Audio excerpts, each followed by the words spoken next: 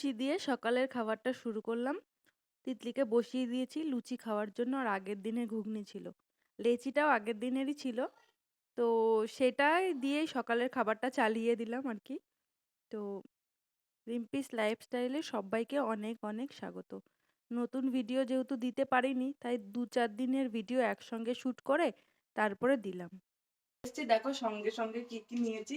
ফুলকপি এনেছি, কারণ এতটুকু ফুলকপি ছিল না, মানে হতো না একজন আর ফুলকপি হতো। এই জন্য দুপুরবেলা আমি কিছু রান্না করি, ভাত ভাত দিয়ে খেয়ে নিয়েছি। একটা কথা বলবো, মা যখনই ব্লগ করে না তখন এই রান্নাঘরটা থেকে শুরু করে, কারণ রান্নাঘরটা আমার খুব প্রিয়, আমার খুব পছন্দের ভালোবাসার জায়গা একটা।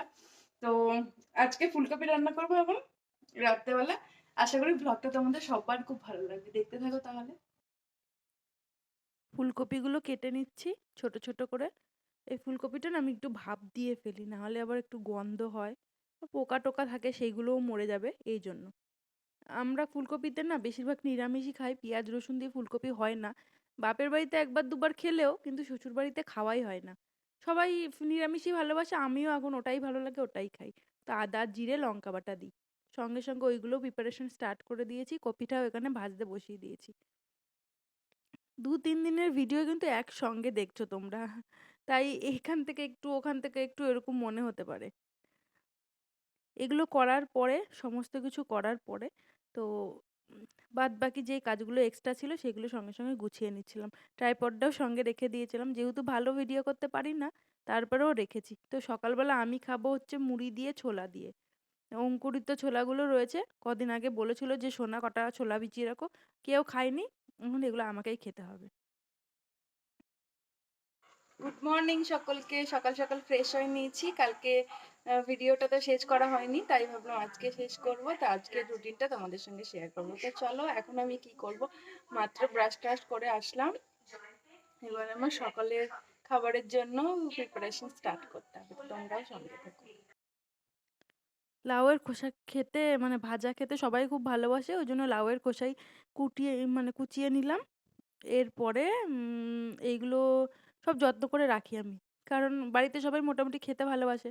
সোনা যেহেতু খেতে ভালোবাসে না, ওই জন্য আমাকে রাখতেও হয় করে। তো আজকে গোজামিল রান্না, আর কি বলবো, যেহেতু ওই ছোলাগুলো আমি শেষ করতে পারছিলাম না, ওর মধ্যে পেঁয়াজ দিয়ে ছোলা দিয়ে তারপরে লাউয়ের খোসা দিয়ে এগুলো বানিয়েছি। আজকে পালং শাক, আর সিম এনেছি, পটল এনেছি, মিষ্টি কুমড়ো এনেছি, উচ্ছে এনেছি, বেগুন এনেছি। কুমড়োটার চেহারাটা একটু দেখাও। কুমড়োটা একদম ফেভারিট কুমড়ো, একদম মিষ্টি হবে গ্যারান্টি। আচ্ছা, ফুলকপি এনেছি, ধনেপাতা এনেছি, পটল এনেছি, পটল, আর মাই ফেভারিট মান কচু। বাজারগুলো করার পরে আমি সব গুছিয়ে রাখবো ফ্রিজে আস্তে আস্তে। 2-3 দিনের বাজার মোটামুটি হয়ে গেল। আর হয়েছিল ভোলা মাছ। ভোলা মাছটা এখানে নুন হলুদ মাখিয়ে আমি রেখে দিয়েছি। আর মা এখানে শাক চচ্চড়িটা বসিয়ে দিয়েছে, মানে পালং শাকের চচ্চড়ি হয়েছিল। আর হয়েছিল, সেদিনকে হয়েছিল ছিম চচ্চড়ি, পাঁচফোড়ন সোমবার দিয়ে ছিম চচ্চড়ি। তোমরা যদি মানে দেখতে চাও চচ্চড়ির রেসিপিটা বলে দিও। আর কিছু কচু ছিল, পটল ছিল, সবকিছু দিয়ে আমি একটা চিংড়ি দিয়ে একটা তরকারি করেছিলাম। খুব একটা ভালো একদম লাগেনি, তোমরা কখনো ট্রাই করো না। অল্প অল্প যেহেতু ছিল না, আমি এগুলো পাকামি করে এগুলো করেছি, কিন্তু আমার কাছে একটুও ভালো লাগেনি। খাওয়া হয়ে গেছে, খেয়ে নিয়েছে সবাই মোটামুটি। আর ঝিম চচ্চড়ি এখানে রেডি হয়ে গেছে, দেখো দেখতে সুন্দর হয়েছিল, এটা বেশ ভালো হয়েছিল হে খেতে। গাইস, গুড মর্নিং সকলকে। তো সকাল সকাল উঠে পড়েছি, উঠে বাইরের বাসি কাজ সেরে নিয়েছি, মানে বাসি কাজ বলতে যে ঘর দুয়ার ঝাড় দেওয়া, উঠোন ঝাড় দেওয়া, এগুলো সব সারা হয়ে গেছে। এবার একটু ঘরে এসেছি, এবার আমি একটু গরম জল খাবো, তারপরে বাজারে যাব, কারণ মাছ টাছ কিছুই নেই, মাছ আনবো, তারপরে রান্না করবো। তো এখন বেজে গেছে 9টা 10, মানে 10 মিনিট ফার্স্ট ঘড়িটা। তার পরের দিনেও ফুলকপিগুলো ছিল, তাই ফুলকপিগুলো রান্না করলাম। 3 দিনের ভ্লগ এর মধ্যে পেয়েছো তোমরা। তো ফুলকপিগুলো রান্না করে নেওয়ার পরে আমি আর করেছিলাম না একটা অন্যরকম ডাল। মানে আমাদের বাড়িতে 2 রকম কলার ডাল, মানে কলাইয়ের ডাল খাওয়া হয়। তো একটা আমার বাপের বাড়ির স্টাইলে জেঠিরা রান্না করে আমি শিখেছি, মা রান্না করে দেয়, বেশ ভালো লাগে খেতে। ছিম দিয়ে টমেটো দিয়ে কলাইয়ের ডাল, ওর মধ্যে চিংড়ি মাছ ভাজা দিয়ে। তো অন্যরকম রেসিপিটা তোমরা খেয়েছো কিনা আগে কখনো জানি না। তো আমি তো খাই, আমার ভালোই লাগে। তো তোমরা যদি রেসিপিটা চাও তাহলে আমি একদিন শেয়ার করব পরে তোমাদের সাথে। তো টমেটোগুলো এখানে আমি কেটে নিলাম, আর ফুলকপির জন্য আদা, লঙ্কা, জিরে সবকিছু বেটে নিলাম মিক্সিতে একবারে। সব কমপ্লিট করার পরে মোটামুটি ২ পদই আমি রান্না করেছিলাম। আর খেতেও খারাপ হয়নি। সকালের দিকটা রান্নাবান্না সেরে তারপরে দুপুরে চলে গেছিলাম বাপের বাড়ি, কারণ তিতলি খুব জ্বালাতন করছিল। এই মানি প্ল্যান্টটা দেখো কি সুন্দর হয়েছে, না বাইরে থেকে গাছের থেকে কটা ডাল কেটে এনে এখানে লাগিয়ে দিয়েছি। আর এখানে ভাতটা রেডি হয়ে গেছে, ভাত রেডি হয়ে গেছে। আর এখানে ডালটা ফুটছে। দেখো সবকিছু দিয়ে দিয়েছি, হলুদ তখনও দিইনি, হলুদ লাস্টে দিতে হবে। কারণ জানি না, মা বলে হলুদ দিলে নাকি ডালটা ভালো করে সিদ্ধ হতে চায় না, তাই হলুদটা আমরা লাস্টে দিই।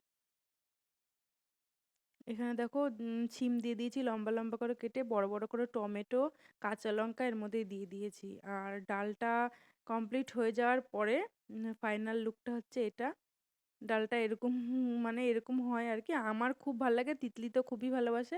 এই ডাল হলে তিতলি আর অন্য কিচ্ছু খায় না, শুধু ডাল দিয়েই খায়। তো সন্ধেবেলায় একটু রেস্ট টেস্ট নেওয়ার পরে চলে গেলাম পার্লারে। আর এই হলো আমার পার্লারের সামনে জগন্নাথ, বলরাম, সুভদ্রা আর আদিযোগী এখানে রাখা আছে। তো পার্লারে গিয়ে আবার বাজারে আজকে না আমাদের যে বাজারে আমার পার্লার, ওই বাজারে জন্মদিন, পয়লা পৌষ আজকে। তো ওইখানেও একটু গেছিলাম, মাছ বাজারে কীর্তন হচ্ছিল। ২ দিন ধরে কীর্তন হবে। পরের দিন সবাইকে খিচুড়ি, তরকারি এসব খাওয়ানো হয়। তো সবকিছু এগুলো কমপ্লিট করে তারপরে আমি চলে যাব। ২টো ৩টে কাজও আছে বাজারে, সেই সব মিটিয়ে একবারে। এখনো কীর্তন হচ্ছে। তোমরা মানে আমার ভয়েস ওভার দিচ্ছি তো রাত্রেবেলা, হয়তো আওয়াজ পেলেও পেতে পারো। তো কীর্তনে তো অনেকক্ষণ আমি ছিলাম না। তারপরে বাজারে গিয়ে ভাবলাম কীর্তনটা একটু দর্শন করে আসি। তো দেখো এটা হচ্ছে কীর্তন, এখানে শুরু হয়ে গেছে। এটা কিন্তু মাছ বাজার, কেউ বলবে না, কারণ মাছ বাজারটাকে পুরো পরিষ্কার করে ফেলে ওরা। ২ দিনের জন্য পরিষ্কার করে বাইরে বাজার বসে। সেই ২ দিন আর মাছ বাজারে মাছ টাছ পাওয়া যায় না। এখানে প্যান্ডেল হয় সুন্দর, রং টং করে দেখো কি পরিষ্কার পরিচ্ছন্ন। কেউ বলবে যে এটা মাছের বাজার? এরা না প্রত্যেক বছর কীর্তনটা দেয়, খুব ভালো লাগে, প্রসাদ খাওয়ায়। দেখো কে বলবে এটা মাছের বাজার? কেউ বলবে না। আমাদের মাছ বাজারটা এত পরিষ্কার পরিচ্ছন্ন এরা রাখে। দেখো সবার ঘরগুলো আলাদা আলাদা করা, কিন্তু দেখো এত সুন্দর করে সাজিয়েছে না, যে আসবে তারই মনে হবে না যেটা মাছ বাজার। এত সুন্দর কীর্তন হয়, পাঠ হয়, প্রত্যেক বছরই হয় এই পয়লা পৌষে ২ দিন হয়। তো আমিও চলে গেছিলাম ওখানে। আমি যখন গেছিলাম তখন মাত্র শুরু হয়েছে কীর্তনটা। আমি আর কীর্তন বেশিক্ষণ শুনতে পারিনি, কারণ তিতলি মার কাছেই ছিল। ও ঘুমিয়ে পড়েছিল। আমাকে আবার ফিরতে হবে, ওকে নিয়ে বাড়ি যেতে হবে। সোনাও চলে এসেছে আমার সঙ্গে, পার্লারে আবার দেখা করলো, করে ও বাড়ি চলে গেছে। ও আবার ওখান থেকে বাজারে আসবে। তাই আমি ভাবলাম আমার তো বেশিক্ষণ থাকলে চলবে না, দোকানটা বন্ধ করে আমাকে বাড়ির দিকে আস্তে আস্তে যেতে হবে। তো যতটুকু পারলাম তোমাদেরকে দেখালাম। মানে আমাদের শান্তিপুরে যেহেতু থাকি, আমাদের শান্তিপুর সত্যিই ধাম। আর এখানে কিন্তু কীর্তন লেগেই থাকে। তো বাড়ি ফিরে আসবো, বাড়ি ফিরে দেখো বাড়িতেই চলে এসেছি। তিতলির জন্য ভাতও বেড়ে নিলাম, ডাল আর ভাত। তো দেখা হচ্ছে পরের একটা ভিডিওতে। সবাই ভালো থেকো, সুস্থ থেকো, টাটা।